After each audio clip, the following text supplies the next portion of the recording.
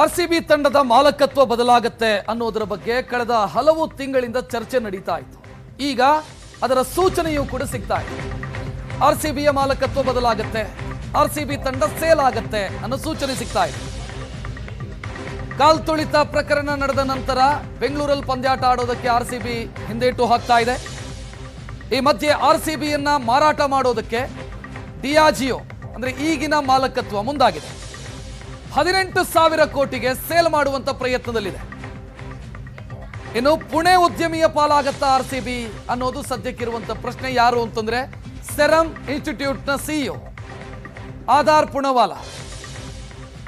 ಇವರು ಆರ್ಸಿಬಿಗೆ ಬಿಡ್ ಸಲ್ಲಿಸ್ತೀನಿ ಅಂತ ಹೇಳಿದ್ದಾರೆ. ಟ್ವೀಟ್ ಮಾಡಿದ್ದನ್ನು ನೀವು ನೋಡ್ತಾ ಇದ್ದೀರಿ. ಅತ್ಯುತ್ತಮ ತಂಡ ಆರ್ಸಿಬಿ,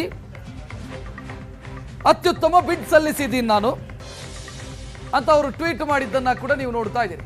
ಆಧಾರ್ ಪುಣವಾಲಾ ಸೆರಮ್ ಇನ್ಸ್ಟಿಟ್ಯೂಟ್ನ ಸಿಇಒ ಅವರು ಮಾಡಿರುವಂತ ಟ್ವೀಟ್ ಅನ್ನ ನೀವು ನೋಡ್ತಾ ಇದ್ದೀರಿ. ಅಲ್ಲಿಗೆ ಆರ್ಸಿಬಿ ತಂಡದ ಮಾಲಕತ್ವದಲ್ಲಿ ಬದಲಾವಣೆಯಾಗೋದು ಖಚಿತವಾಗ್ತಾ ಇದೆ.